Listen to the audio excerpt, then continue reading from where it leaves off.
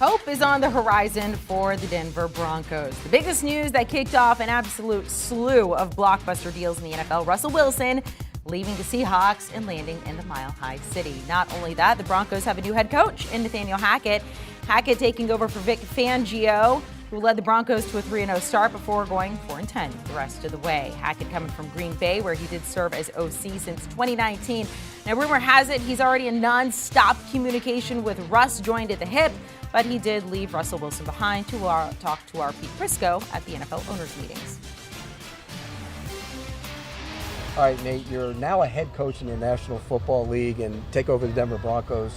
When you look at where you're at right now, did you expect it to happen this fast, or did you expect it to happen sooner? I mean, the truth is I think that you just enjoy every day, and you work as hard as you possibly can, try to win as many games as you can, be the person that you want to be, a good person, a good dad, a good husband, a good coach, and if something happens, you just put a smile on your face, and whether it's good or bad, you just keep rolling.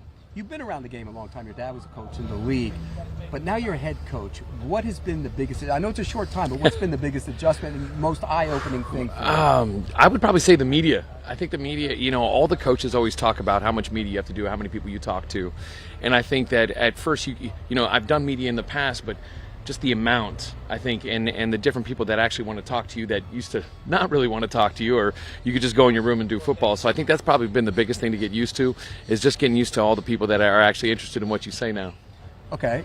Are you going to pay attention to what the media says? Because I've many a coach has paid too much attention to it. Yeah, I think I'm very lucky because growing up in this game, the media has been around my life forever, just with my father. And so that's kind of how we grew up. We just knew it was always around, and we learned to kind of disregard it. You never want to get too excited. You never want to get too upset. Things change. It's a fluid game. And so you just got to keep being you and just, no matter what, just focus on what you know is right.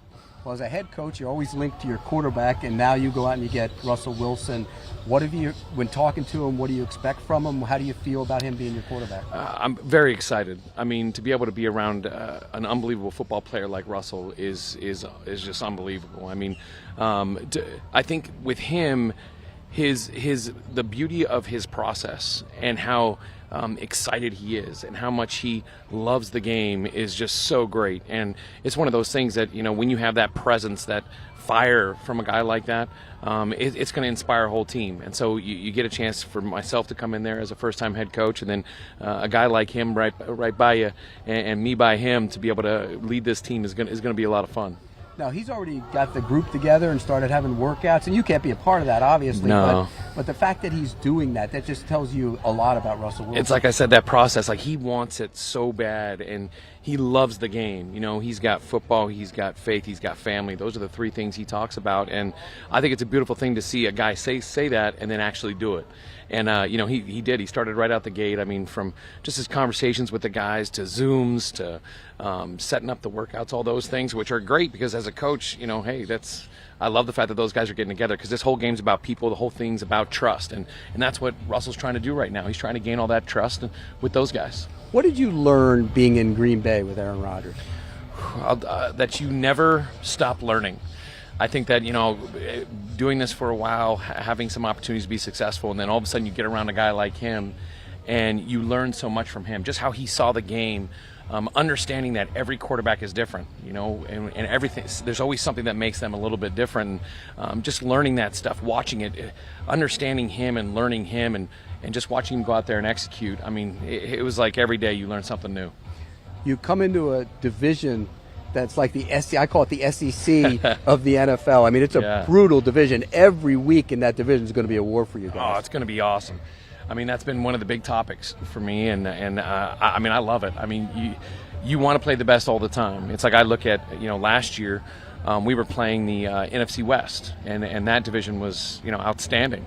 And the Super Bowl winner emerged from that. So I think that just shows you that, it's not necessarily about how many games you win. It's about getting into the playoffs. and being battle tested once you get in the playoffs, that you now have the ability to go through all kinds of adversity in all situations at the highest level of this game in those playoffs and be able to come through and win. And you saw that with the Rams. I mean, it was unbelievable. You saw the Niners were there. I mean, all those teams. So I think that, in my opinion, we now are probably the best division. That's what I believe, and so we get to be battle tested now. You sleep a lot better now that you have Russell Wilson as your quarterback? Oh, it's a combination. I sleep better, but still not as much because I'm just as excited to get going to work with him. You got it. Thanks, Nate. Awesome. So he says they're in the best division, but what does it take to win the whole AFC? Right now, the Broncos, the third betting favorite at plus 850. A good chunk behind the Chiefs and the Bills, tied with the Chargers as well. Do you want a sports network that delivers everything that matters about the game? The highlights, the picks, the instant analysis, no yelling, no fake debates, no politics. Hit the subscribe button and never miss a moment.